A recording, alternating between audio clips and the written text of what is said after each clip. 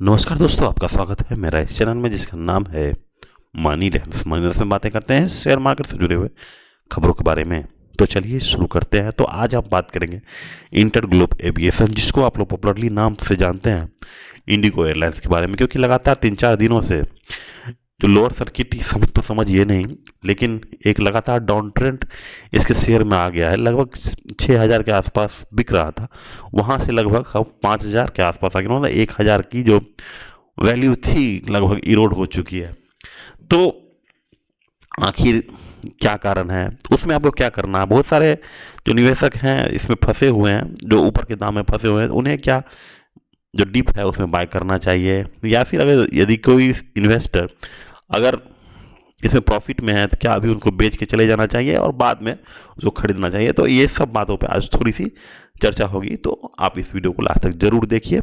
और आप इस चैनल पर नए हैं तो चैनल को जरूर सब्सक्राइब कर लीजिए, तो काफ़ी मोटिवेशन भी मिलता है और आपको अपने भी स्टॉक को यहाँ पे चर्चा करा सकते हैं। नीचे कमेंट जरूर करें, हम आपके क्वेश्चंस जरूर लेंगे अगले वाले वीडियो में।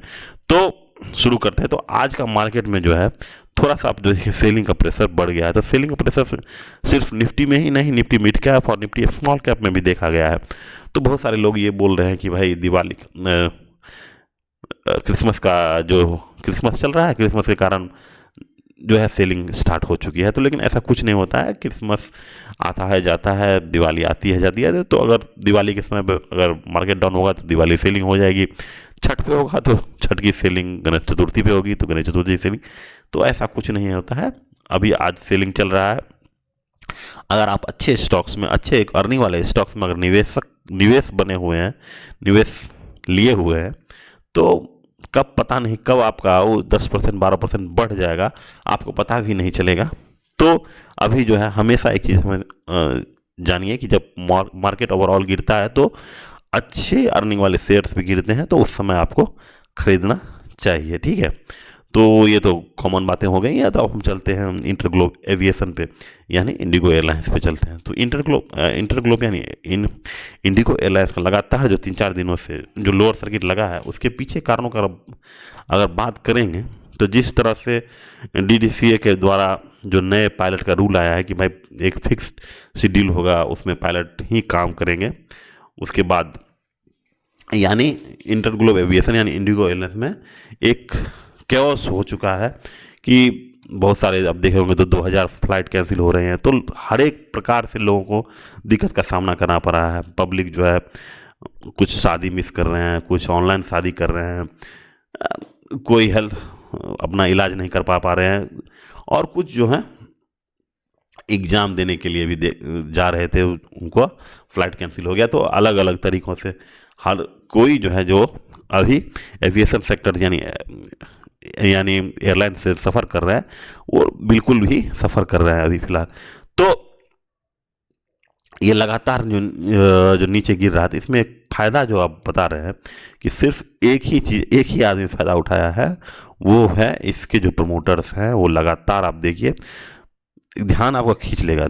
समझ रहे हैं कि दिसंबर 2022 में 71 यानी 72% प्रमोटर्स का होल्डिंग था, जो कि गिरते हुए लगभग 42% यानी लगभग 30% प्रमोटर्स अपना शेयर बेच लिया था।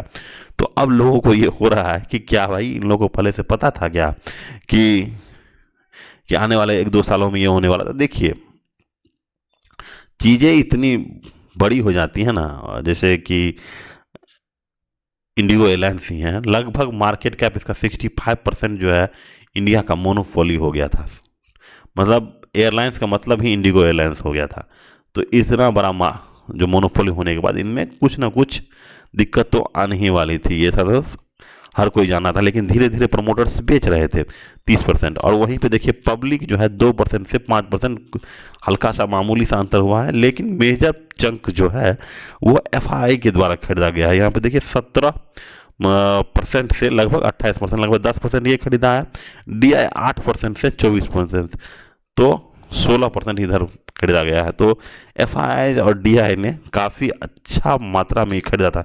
देखिए, क्योंकि इंटर ग्लोब एविएशन यानी ये निफ्टी 50 का बहुत बड़ा पार्ट है। ठीक है, और हमारे जो FII और DI हैं वो चाहते हैं कि भाई हम जो है निफ्टी के जो जो रेट ऑफ रिटर्न है उसको बीट करे तो निफ्टी के बड़े से बड़े स्टॉक को लेना शुरू कर देते, क्योंकि पिछले कुछ दिनों से आप देख रहे होंगे कि शेयर मार्केट लगभग कंसोलिडेशन फेज में ही था और निफ्टी 50 के शेयर्स को हिलाने के लिए, मतलब उसके जो बड़े बड़े जो जाइंट्स हैं उसमें ही खरीदारी होगी तो आप निफ्टी को के आसपास रिटर्न दे पाइएगा। तो यही बात है कि इतना बड़ा मार्केट कैप हो जाने के बाद एफआई और डीआई का इंटरेस्ट तो जगेगा ही। और वैसे भी अपने जो लगभग एविएशन सेक्टर का लगभग 65% जो है एक तरह से मोनोपोली, 65% जो रेवेन्यू है वो इंडिगो एयरलाइंस को जाता है। तो इसीलिए भी एफआई और डीआई का ये फेवरेट स्टॉक्स रहा है, ठीक है। तो यहाँ पे ये देख लीजिए, तो इनके जो प्रमोटर्स थे, प्रमोटर्स में आते हैं राकेश गनवाल, लगभग 13% से अपना स्टेक जो है घटाते हुए लगभग 4% पे ले आए। वहीं उनकी पत्नी जो है शोभा गनवाल, इन्होंने भी 7 से लगभग 7% बेच दिया। तो हर कोई इंसान यही बोल रहा है कि भाई इनको कुछ ना कुछ पता था। तो जो भी हो, लेकिन एक तो बात है कि इन्होंने 2-3 सालों में लगभग 30% अपना माल आम आदमी को चेप दिया, एफआई को चेप दिया, डीआई को चेप दिया और लगातार वहाँ से नीचे हो रहा है। तो अब यहाँ पे थोड़ा से हम फंडामेंटल देखते हैं। स्टॉक पी लगभग 37% आ गया, आरओई बहुत ही अच्छा 107 है। सेल्स ग्रोथ और प्रॉफिट ग्रोथ तो उतना अच्छा नहीं है, लेकिन आरओई 104% है। और दूसरा पता इनके पास जो है कैश है, देखिए ऑपरेटिंग कैश फ्रॉम ऑपरेशन, देखिए मतलब क्या ही बोल सकते हैं, 24,000 करोड़ के आसपास इनके पास अभी भी गल्ला में पैसा है। तो अब ये समझ में आ रहा है कि बहुत सारे लोग जो इसमें फंसे हुए हैं तो उन्हें क्या निकल जाना चाहिए या फिर उन्हें रहना चाहिए। तो एक चीज़ अब देखिए कि जब से जो गवर्नमेंट की नई पॉलिसी आई है उसमें इनको तो कम से कम अब नए पायलट्स को रिक्रूट करना होगा। कुछ लोग बोल रहे हैं कि अदानी जी जो है वो फ्लाइंग इंस्टीट्यूट खरीदे हैं, शायद उनके लिए जो है ऐसा प्लेइंग फील्ड बनाया जा रहा है जिसमें अदानी, देखिए quite expansion into aviation, high stakes deal could transfer pilot training and defence stimulation in India. तो अदानी जी ने क्या खरीदे हैं, ये डिफेंस और पायलट ट्रेनिंग में आना चाह रहे हैं। तो क्या ये चीज़ हो सकती है, इसके कारण ऐसा हुआ है। ये सब तो भाई अब देखने वाली बात है कि आगे क्या होता है। लेकिन फिलहाल अभी अगर बात किया जाए इंटरग्लोब एविएशन का, तो जैसा डाटा बता रहा है कि लगभग 33% जो है नए रिक्रूटर्स, नए पायलट्स को रिक्रूट करना होगा। तो जैसे ही पायलट को रिक्रूट करेगा तो इनका जो मार्जिन जो है, पहले देखिए यहाँ पे मार्जिन पहले ही इनका 3% अभी बता रहा था, 25% है कि कभी 27%, तो मार्जिन इनका क्या हो जाएगा, श्रिंक कर जाएगा। और दूसरी तरफ ये है कि गवर्नमेंट ऑफ इंडिया ने जो 500 वाले जो किलोमीटर, 500 किलोमीटर के लिए 5,000 या 7,000 के आसपास प्राइस फिक्स कर दिया है। पहले क्या होता था कि एयरलाइंस जो है मनमाना पैसा लेते थे अपने अपने डिस्टेंस के हिसाब से, 10,000, 14,000, 15,000, 20,000, किसी भी डिस्टेंस का कितना भी था, इसका कोई भी इसका जोर नहीं था।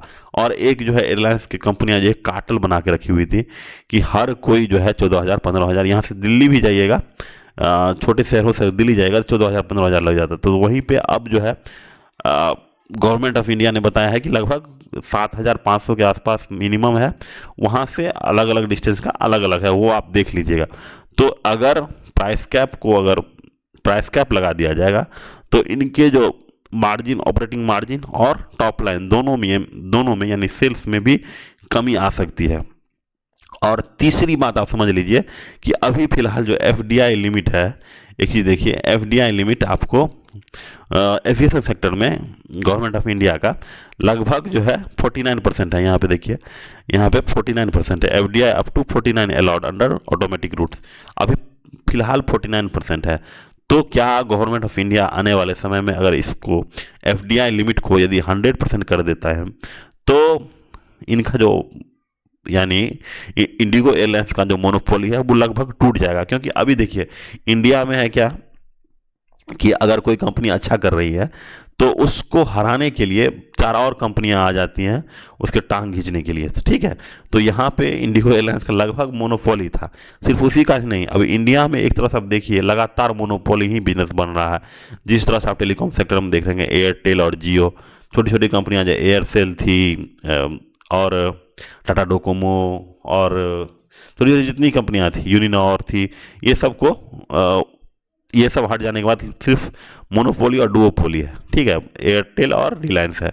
वहीं आप देखिए सीमेंट सेक्टर में भी अब बजाज है, यानी अल्ट्राटेक है और अदानी है। तो इस तरह से आप देखिए कि हर एक सेक्टर में लगभग जो छोटे छोटे जो प्लेयर्स थे जो टिक नहीं पा रहे थे, सबको धीरे धीरे हटाया जा रहा है।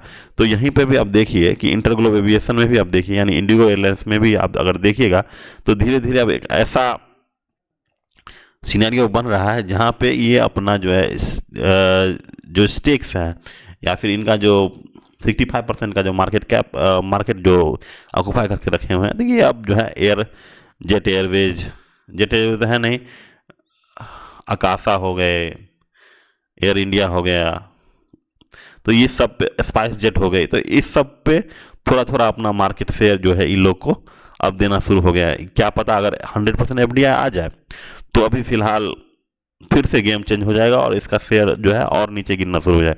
तो अभी फिलहाल कोई भी नए बाइंग से तो बच के रखना चाहिए कि जब थोड़े दिन देख लीजिए कि आखिर क्या स्थिति होती है और क्या कैसा शेयर बिहेव करता, उसके हिसाब से जो है अपना डिसीजन लीजिए। लेकिन एक कहावत है बहुत पुराना कि वेन एवरीवन फियर्स, वही अच्छा समय होता है शेयर बाय करने का। जब सब लोग इस पे बेयरिश हो तभी आप शेयर खरीदे। तो ये सब बातें हैं, तो ये सब चीज़ों को आपको समझनी होगी कि आखिर आगे करना क्या है। हम तो 3-4 पॉइंट बता दिए कि आने वाले समय में अगर एफडीआई आ गया या फिर आने वाले समय में एफडीआई आ गया या फिर गवर्नमेंट की, देखिए गवर्नमेंट की कोई भी पॉलिसी आएगी जिससे आपकी जो मोनोपोली पे असर करती है, तो वो सब ऐसी कंपनियों से हमेशा दूर ही रहना चाहिए। तो ये सब चीज़ें आप एक बार फिर से रिमाइंड करके देख लीजिएगा। अगर आपको फिर भी अगर डाउट है तो नीचे कमेंट जरूर कीजिएगा, हम आपका हर एक क्वेश्चन का आंसर देंगे। Please like this channel. Thank you, have a nice day.